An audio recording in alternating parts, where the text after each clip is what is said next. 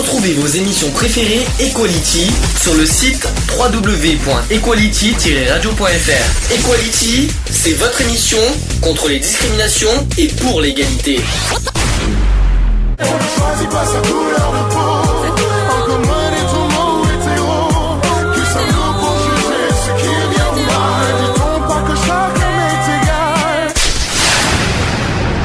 L'union fait la force.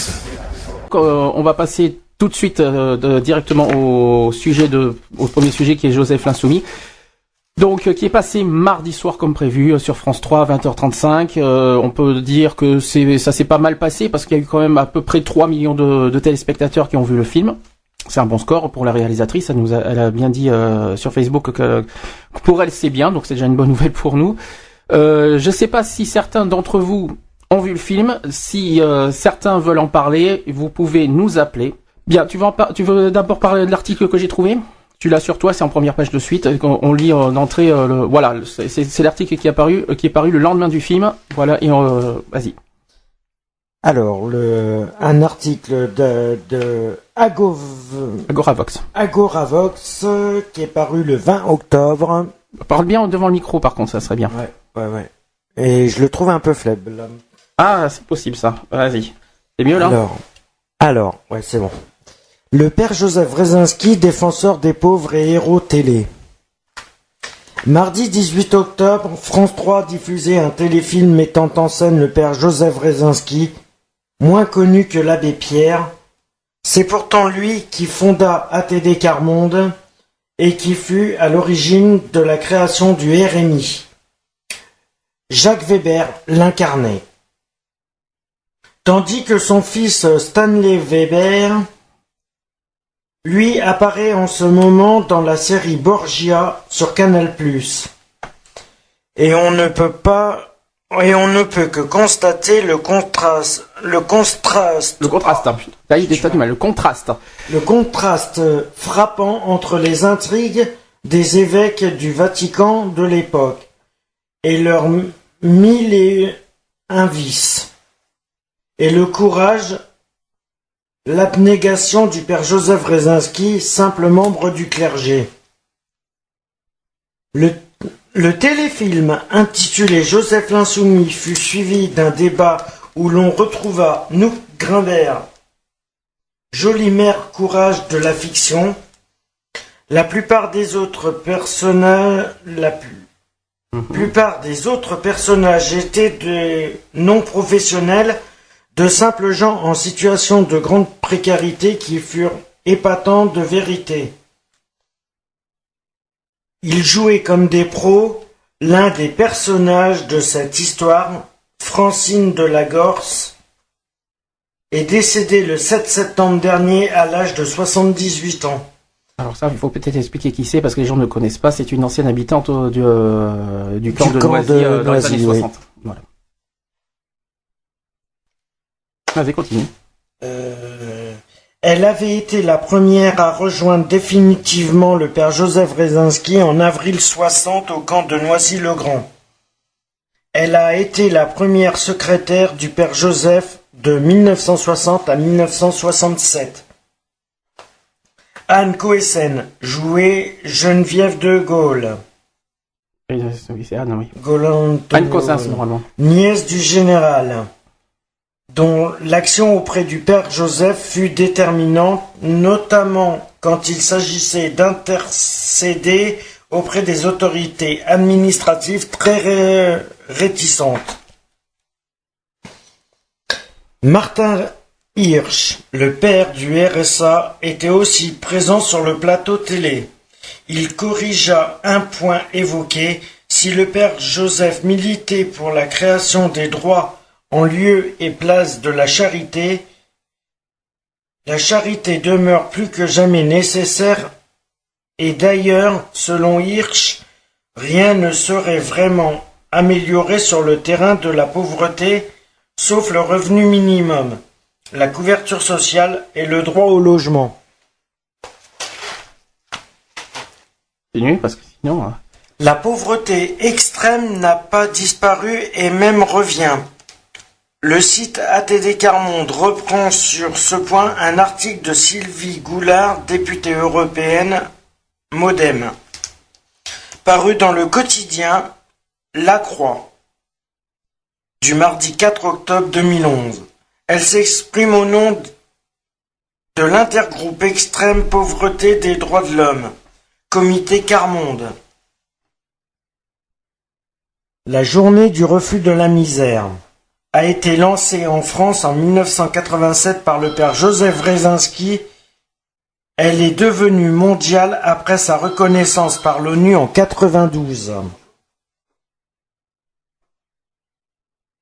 Le père Wrezinski est mort en 1988, mais l'association qu'il a fondée en 1957 perpétue son œuvre et sa pensée. L'association ATD Carmonde, ATD signifiant aide à toute détresse,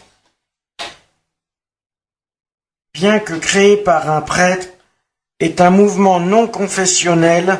L'appellation signifie depuis 2009 agir tous pour la dignité. L'acquisition de la dignité par la reconnaissance de droits était en effet le fer de lance du père Joseph Wrezinski. Le téléfilm relatait l'épisode où le père Wrezinski fut envoyé par son évêque à Noisy-le-Grand, dans la banlieue de Paris, au milieu d'un camp de tentes et de baraquements établis par Emmaüs pour les sans-logis suite à l'appel de l'abbé Pierre en 1954. Là, à une époque où la terminologie banalisait le phénomène, parlant de pauvreté relative, il prit conscience qu'il avait affaire à une misère collective et parla de peuple de la misère. Comme il cherchait un nom collectif pour rendre compte dans l'opinion publique de la détresse, mais aussi de la dignité et du courage au quotidien de ces personnes très démunies, il tomba par hasard sur un livre datant de 1789, une réédition de 1967, intitulé Cahiers du 4e ordre, celui des pauvres journaliers, des infirmes, des indignes, etc. Des indignés plutôt, pas des indignes. Des Ah non, indignés. des indignes. Ah, c'est bizarre ça. Vas-y, continue. À la lecture de cet ouvrage révolutionnaire, le père Wrezinski comprit que l'exclusion par la misère était une violation des droits de l'homme. Une analogie avec le terme tiers-monde qu'Alfred Sauvy avait inventé en 1952 et en référence au titre de l'ouvrage de 1789, il créa alors le mot quart-monde. Par ce mot de quart-monde, Joseph Wrezinski a voulu montrer que les plus pauvres ne sont pas considérés comme des citoyens à part entière. C'est même peut-être pire, dira-t-il plus tard devant la Commission des droits de l'homme de l'ONU, parce qu'ils n'ont pas les moyens d'assumer leurs droits. Le mot sous-prolétariat a pu aussi être utilisé pour distinguer cette population de celle du prolétariat qui a acquis des droits. Le quart-monde est la fraction de la population d'un pays riche vivant sous le seuil de pauvreté. Lorsque plus tard vint le mot exclusion, on entendit de moins en moins parler de quart-monde, mais de l'association continue d'emporter le nom à la mémoire de son fondateur. ATD Carmonde a contribué à l'élaboration des deux rapports par le Conseil économique et social. L'un en 1987 inspira le RMI, l'autre en 1995 a servi de base à la rédaction de la loi d'orientation relative à la lutte contre les exclusions de 1998. On en parlera tout à l'heure. Celle-ci vise à rendre effectifs les droits fondamentaux Fondamentaux plutôt. Fondamentaux fondés sur l'égale dignité de chacun. C'est mieux. C'est du mal, hein, aujourd'hui encore, hein. Tu devrais t'excuser parce que Je m'excuse pour l'élocution parce que dis donc t'as un peu du mal aujourd'hui. Donc 1000 excuses aux auditeurs par rapport à ça. Donc la loi contre l'exclusion, qu'on en parlera d'ailleurs tout à l'heure. Ça fait partie du sujet de l'exclusion sociale qu'on va en parler en deuxième partie. Nous avons un coup de fil. Je suppose que tu nous appelles par rapport au film. Voilà. Donc bon, déjà on peut le dire aux auditeurs que tu es quand même une des figurantes du film. Ouais. Ça il faut le dire aussi. Et que tu voudrais réagir sur quelque chose ? Non, sur le résultat du film. J'ai réussi à faire une toute petite enquête. Par rapport aux audiences ? Au film ? Oui. Mais, je des l'avais dit. personnes qui l'avaient regardé. Oui. Voilà. Alors, sur 6 personnes, parce que bon, je fais quand même attention au prix du téléphone, sur 6 personnes, j'ai réussi à en réavoir que 5. Sur 6 personnes, tu en as réussi à avoir que 5, oui. Oui. C'est-à-dire qu'il y a une personne qui a vu le film, je le sais. Oui. Puisqu'elle a téléphoné à une autre personne pour lui dire, mais sa réaction, je ne la connais pas. D'accord. Voilà. Tandis que les autres, alors le film, ils ont dit super excellent.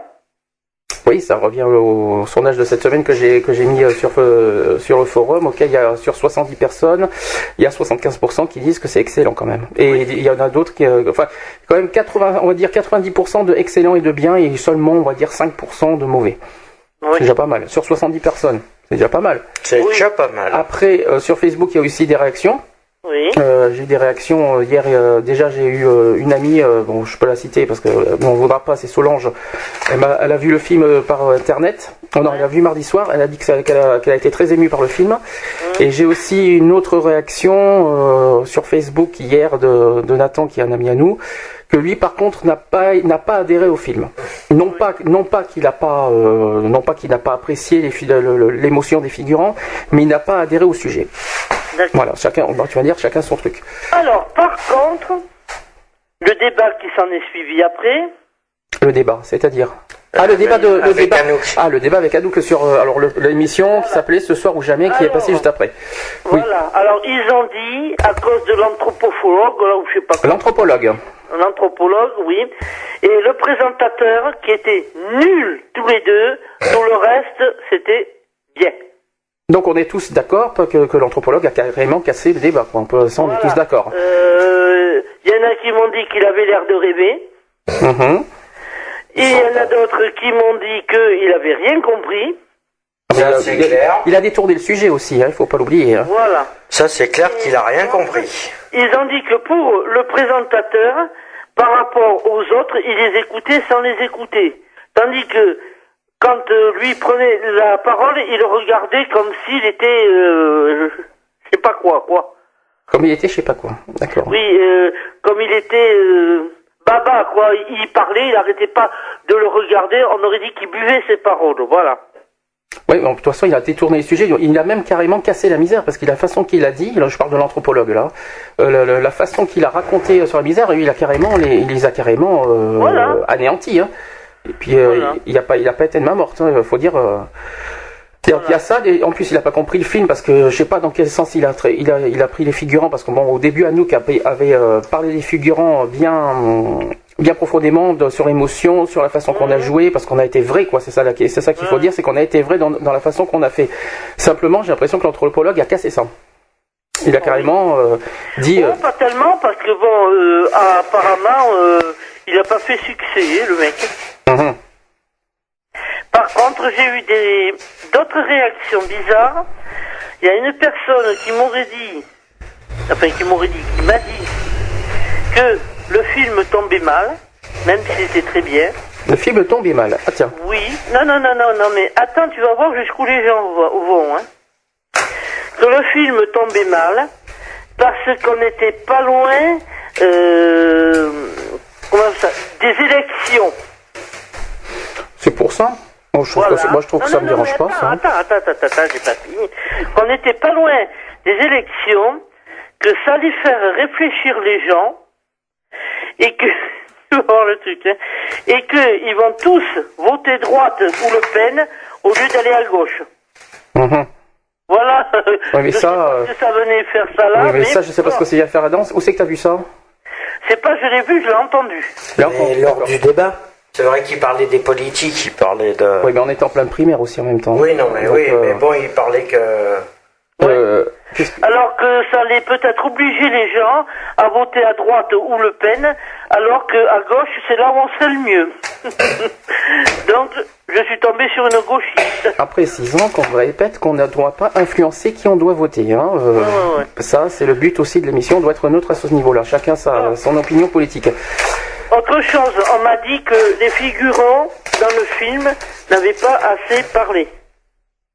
Ah ben non, c'est pas qu'ils n'ont pas assez parlé, c'est qu'ils n'ont pas été du tout invités. C'est ça qui a été critiqué souvent d'ailleurs. Hein. Oui, voilà. Il n'y a pas eu un seul représentant, que ce soit figurant. Bon, je sais pas si c'est vrai. Il y a Alex qui parle à un moment, c'est tout. Ah bon, t'as parlé? Dans le film, oui. Oui, dans le film. Ah oui, tu veux dire que le fait que nous, dans le film, on n'a pas beaucoup parlé, qu'on a pu se faire l'expression du visage. C'est ça que tu veux dire? Voilà.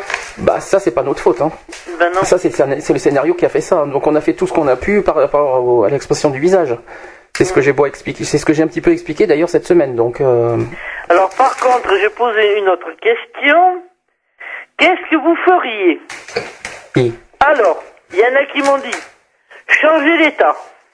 L'autre, changer de gouvernement. Parce que j'étais athée, le gouvernement et l'État, c'est pas pareil. Non, c'est pas pareil. Non, les ministres et le président de la République, c'est pas pareil. Oui, pour moi, c'est pareil. Hein. Non, c'est pas pareil. Non. Par contre, il y a une autre personne qui me dit il faudrait que l'État remette tout à plat et qu'on recommence tout à zéro.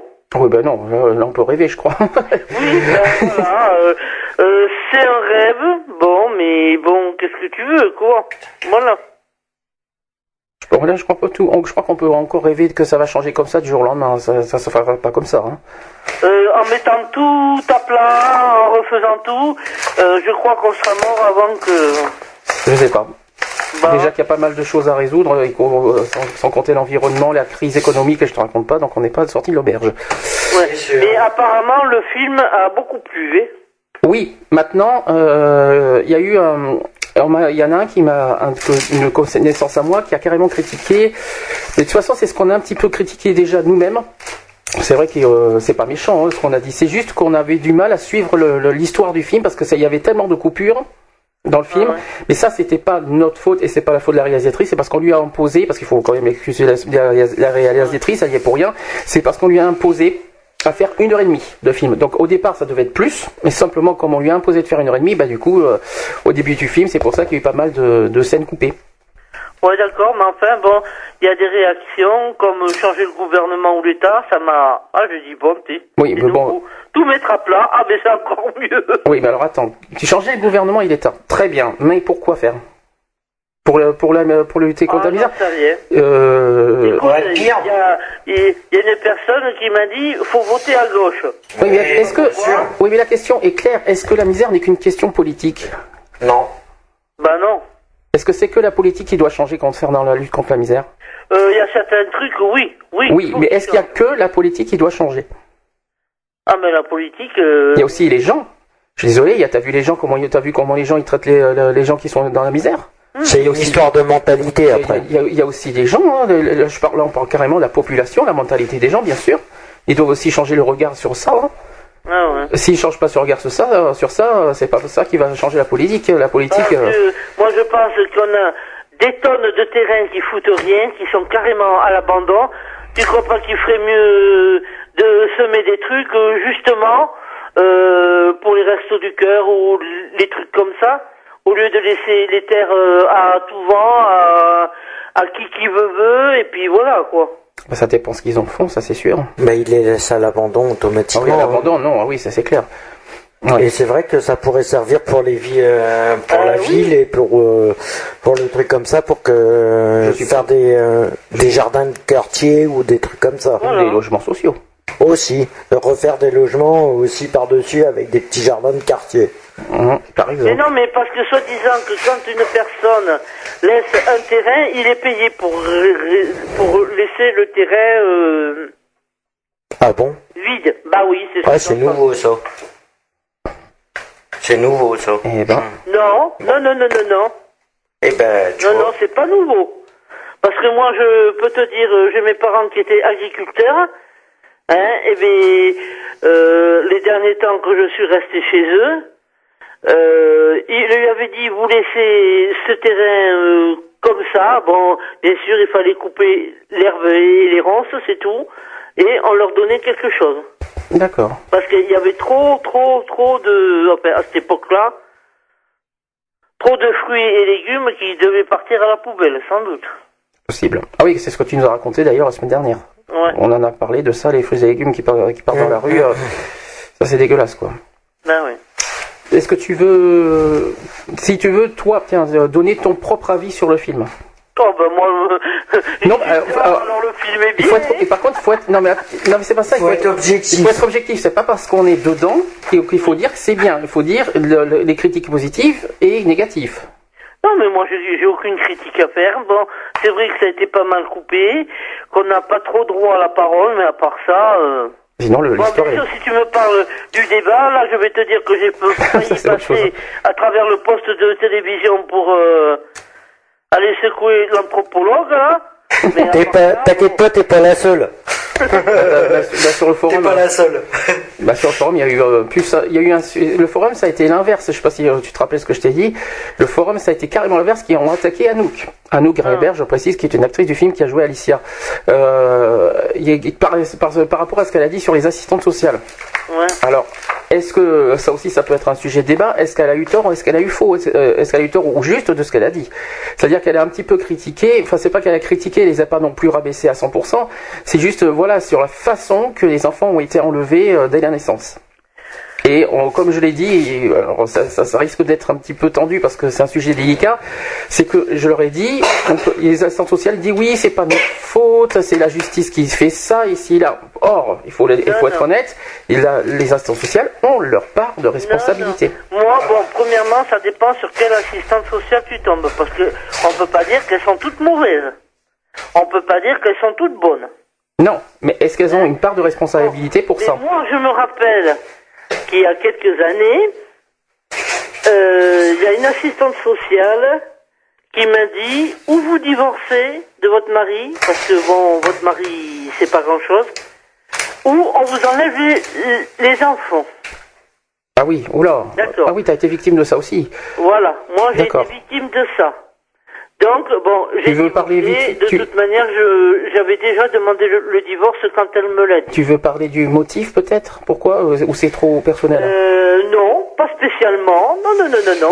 D'accord. Parce qu'un jour, il y a cette assistante sociale qui est venue avec une péricultrice. Voilà. Et elle parlait tout ça de promotion et tout. Et elle disait, je veux à tout prix ma promotion. C'est-à-dire, la promotion, pour elle, c'était partir ailleurs.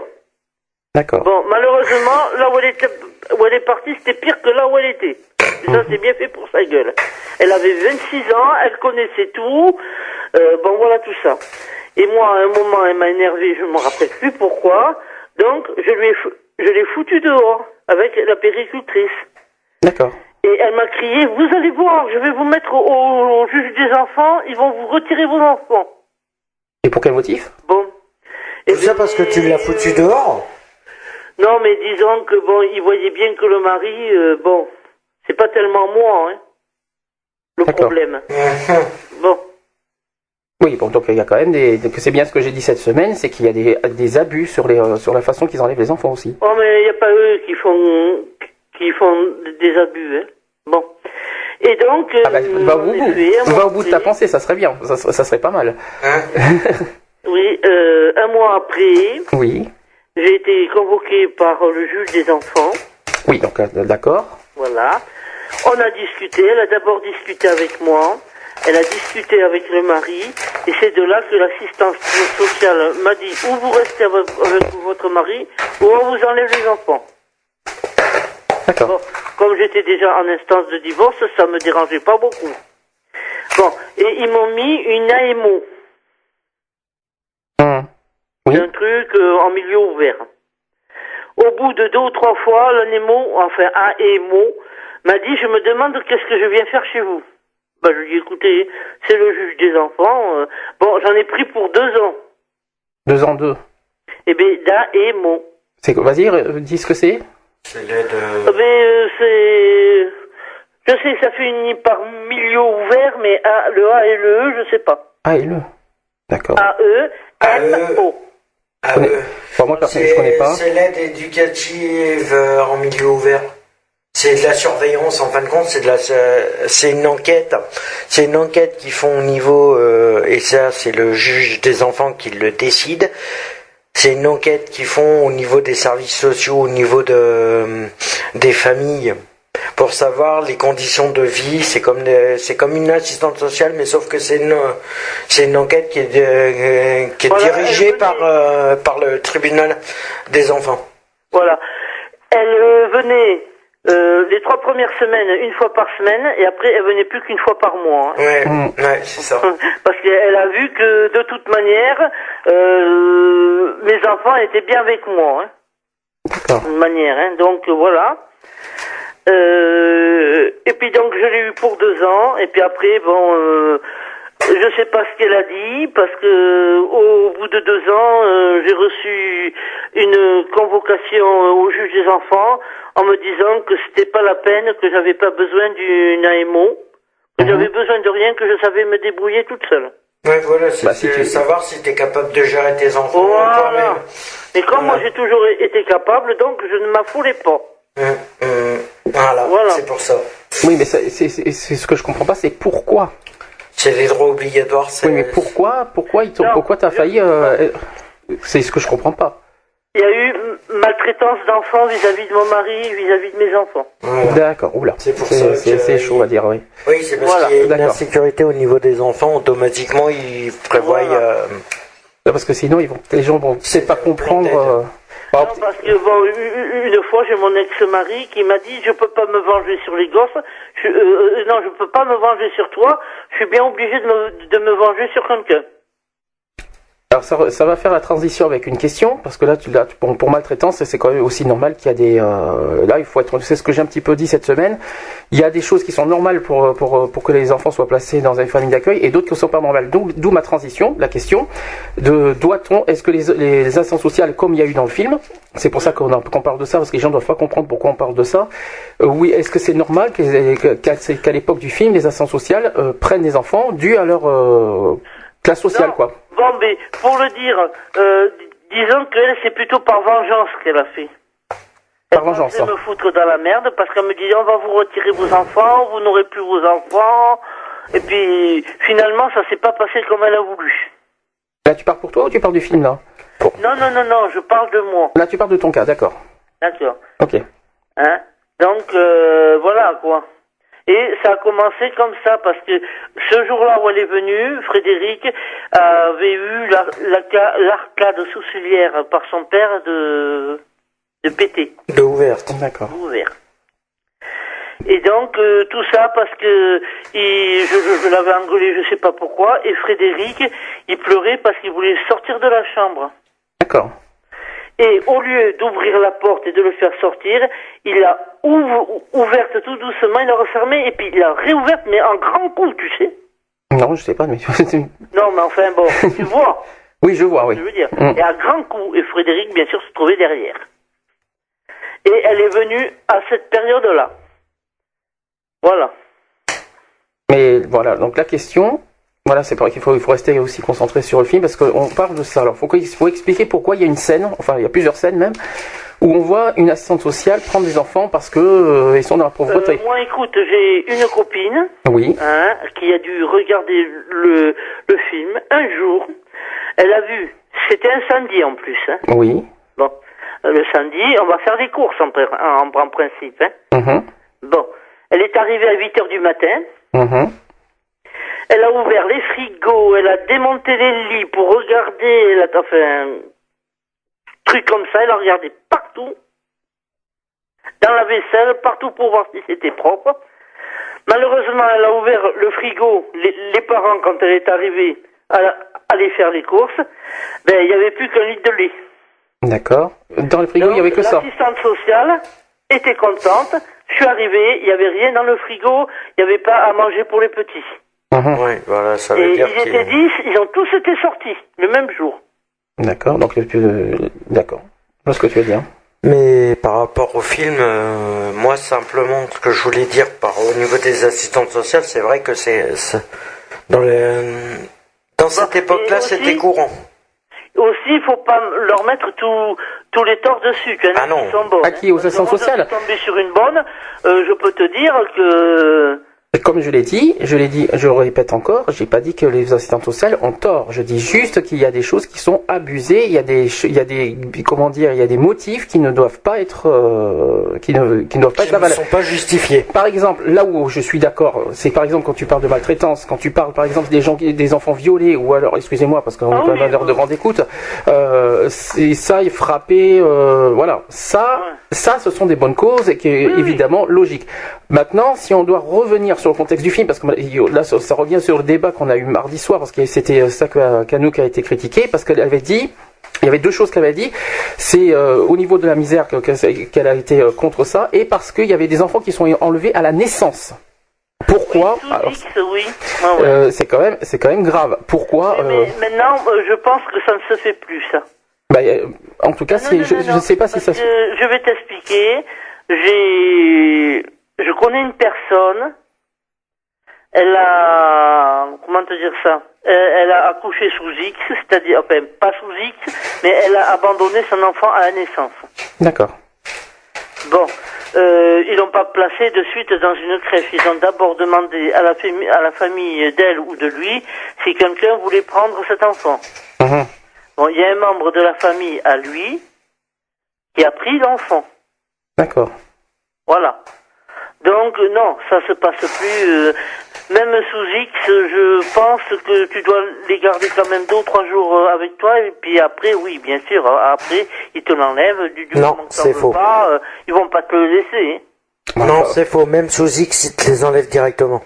Alors là, peut-être qu'il faudrait retrouver s'il y a une loi qui existe encore sur ça, parce que quand même c'est assez grave quoi l'histoire. C'est surtout qu'en fait, bon, pourquoi pas, mais c'est surtout pourquoi. Voilà, je cherche en fait la raison pourquoi on les enlève dès la naissance. Il faut bien un motif valable pour ça.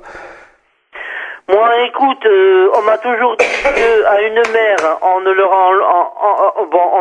enlevait jamais les enfants, mais quand t'as le père et la mère qui ont la soulerie en commun, quand un enfant naît, moi je pense que le mieux c'est de les placer quand même. Je suis pas. C'est pour la protection de l'enfant aussi. Alors, Une fois qu'ils ont bu, j'ai connu une personne comme ça, 4 gosses elle avait, et ben elle tombait par terre et elle ronflait par terre. Et les gosses, ils bouffaient pas. Alors je crois peut-être qu'il y a par exemple un cas qui est dans cette, je pense qu'il y a un cas dans ce truc-là. Je sais pas comment dire ça. Par exemple les femmes enceintes en prison. Peut-être. Oui. Ça peut être un cas. Après, est-ce qu'il peut y avoir aussi l'alcool et la drogue? Je pense que ça peut être un motif. On ne leur enlève pas systématiquement, parce que moi j'ai vu des prisons de femmes, elles avaient leurs gosses jusqu'à 3 ans avec elles. Dans la prison? Oui. Dans la prison, oui. Ah bah ça, donc aux États-Unis, ça se fait. On est en France, là, on n'est pas. Même en France, la loi est différente aux États-Unis. Oui, mais les gamins, ils restent jusqu'à l'âge de 3 ans. Moi, ce que j'ai vu, c'est en France. Oui, ils restent jusqu'à l'âge de 13 ans. Et après, ils le confient à la famille, et si la famille a, il n'y a pas de famille, parce que tu en as, par exemple, j'ai mon fils qui vole, je veux plus le voir, je veux plus en entendre parler. Donc, les enfants, systématiquement, sont placés. Mais si la personne veut son enfant, je l'ai vu, en prison, il les garde jusqu'à 3 ans. D'accord. Ouais, mais et ça après, bien sûr, où ils vont dans leur famille, ou là, bien sûr. Ouais, mais ça les traumatise, les gamins aussi. Bah oui.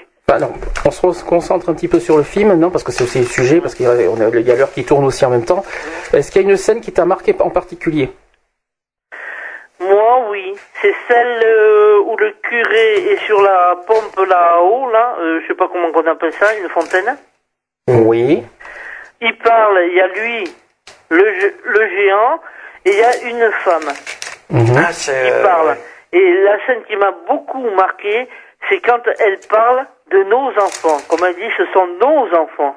D'accord. Oui, la scène de la création d'ATD.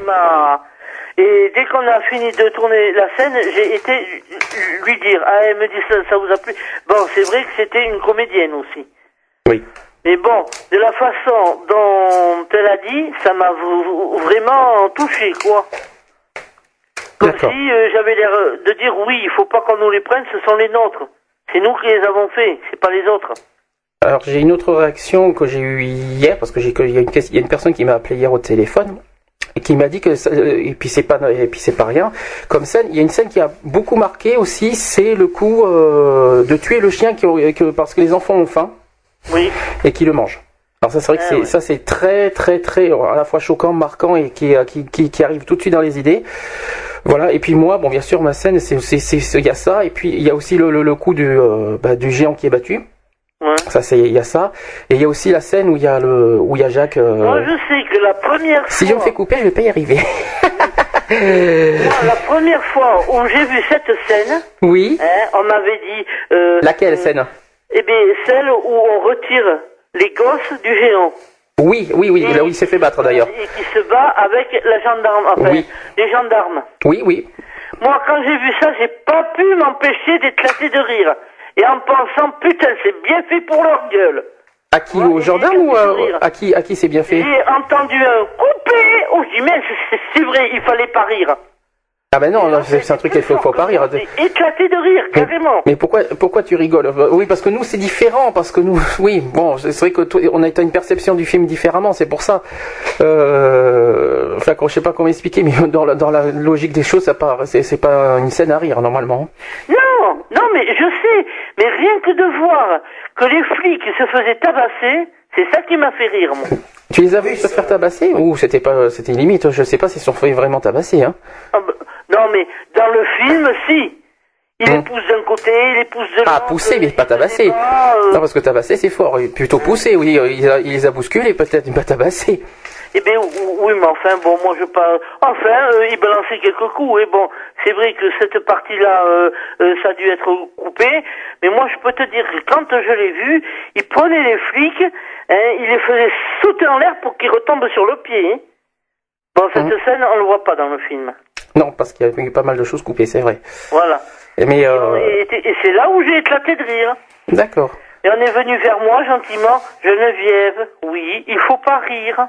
Non, c'est clair. Oui, mais je confirme. Moi, ça a été plus fort que moi. Oui, mais c'est risqué. Oui, mais là, si tu dis aux gens, oui, je regarde un film sérieux et que je rigole, là, les gens vont pas comprendre. Ça là, les gens, tu vois. Là, oui, mais bon, je peux pas te dire, ça a été plus fort que moi, quoi. Plus fort que le Roquefort, quoi, comme on dit. C'était plus le fait, qu'on soit clair, t'as pu se rigoler sur la bousculade des flics. Voilà. C'est pas sur le fait que les gens étaient battus ou que les enfants sont enlevés, qu'on soit bien d'accord. D'accord. Donc là, voilà, je pense que ça peut rassurer les auditeurs qui nous écoutent quand même. On sait jamais parce que moi aussi j'apporte confusion là. Ils vont se dire, oh là, vous prenez la voix, celle-là, parce qu'elle va nous balancer par la fenêtre. Ah oui, c'est clair, parce que là, dis donc, ils vont se dire, dis donc, une figurante. Tu me connais, tu sais que je suis pas comme ça. C'est clair. Oui, c'est sûr. Voilà, tu veux rajouter quelque chose avant qu'on continue? Non, d'accord, ça c'est fait, non. Ça, ouais, c'est clair, non. Non, mais enfin, je t'ai aidé un peu, hein. Un peu? Sur 6 personnes, c'est pas beaucoup, mais... Non, bah, mais c'est déjà pas mal. Pas mal, mais il y a d'autres personnes qui nous écoutent et qui veulent peut-être témoigner. Qui sait, au moins, je suis en train de... Peut-être que tu auras donné... Le truc t'aura peut-être donné l'envie aux autres de parler. C'est sûr. Ouais. Qui se gênent pas s'ils ont une réaction, qui se gênent pas. Attention de pas être trop proche du micro, c'est horrible. Oui, mais si je suis pas prêt, on m'entend pas. Si je suis trop loin, on m'entend pas. Si je suis prêt, Oui, mais bon, ni loin, ni près, tout ce que tu veux. Entre les deux, c'est très bien. Bon, allez, à la prochaine. Allô, Allô. Oui. Oui, et je tenais effectivement, moi, à réagir au point de vue GG, d'ailleurs que je connais pas, mais que j'adore. Il y a beaucoup de choses à dire, qui sont vivantes, qui sont propres, j'adore.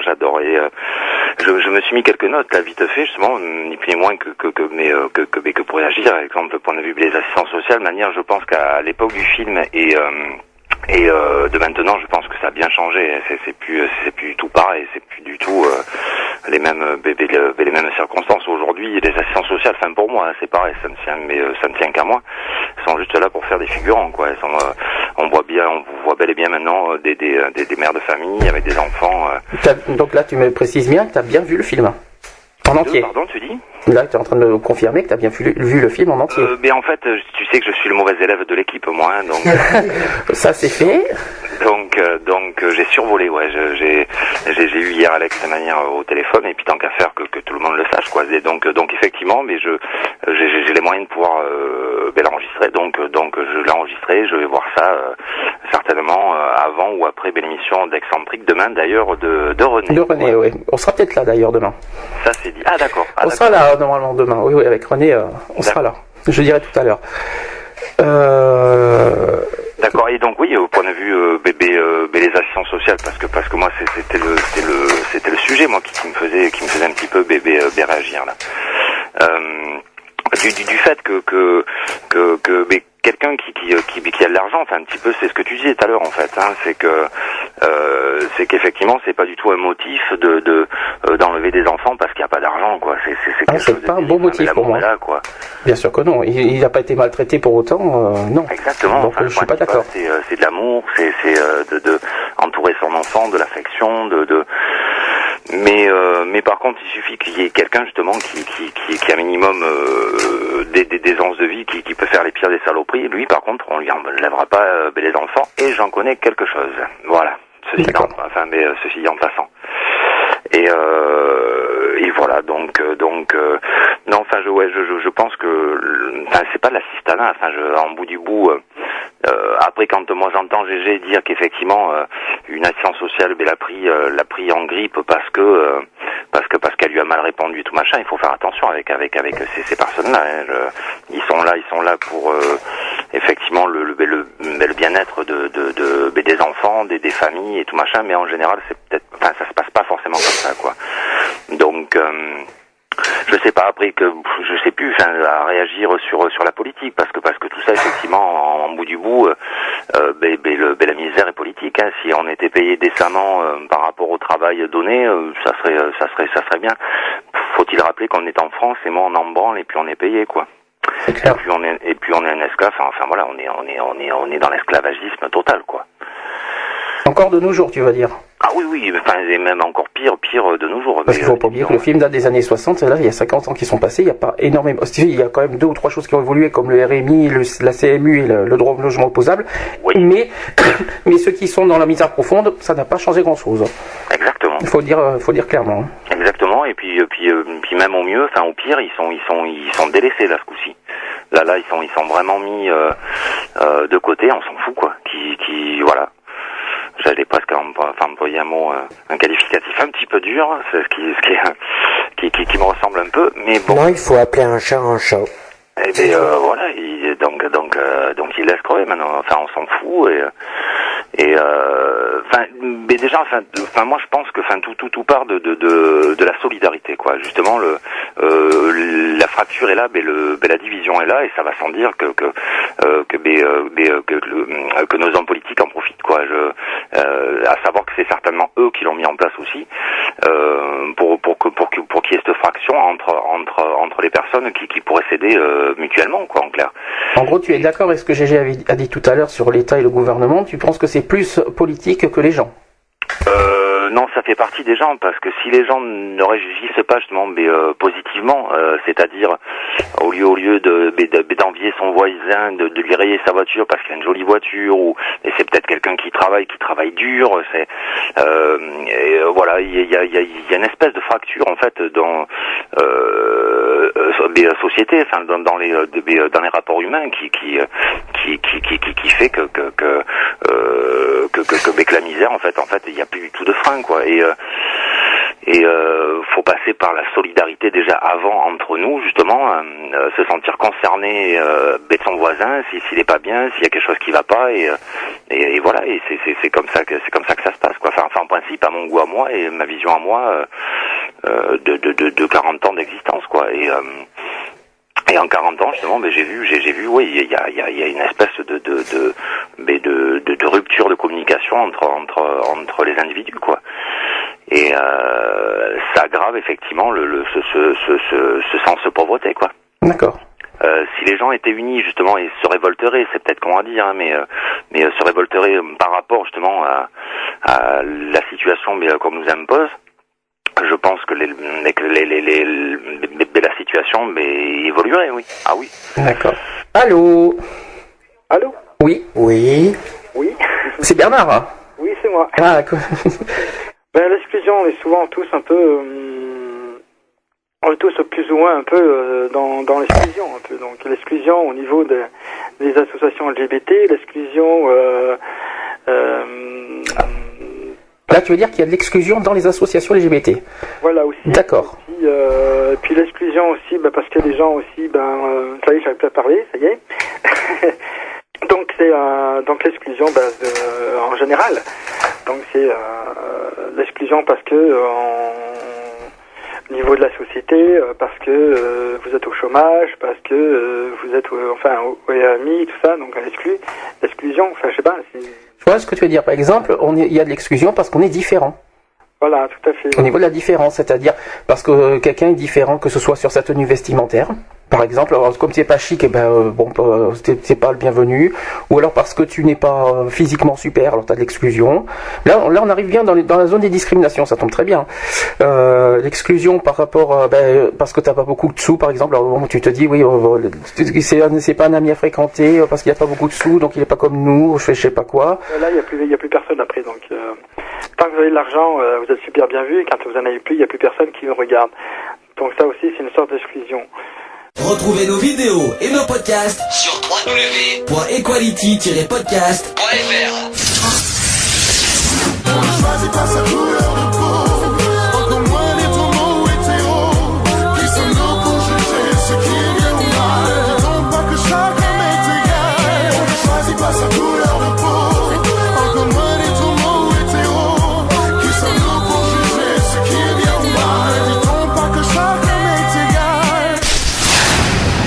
Voilà, c'est fini. À très bientôt.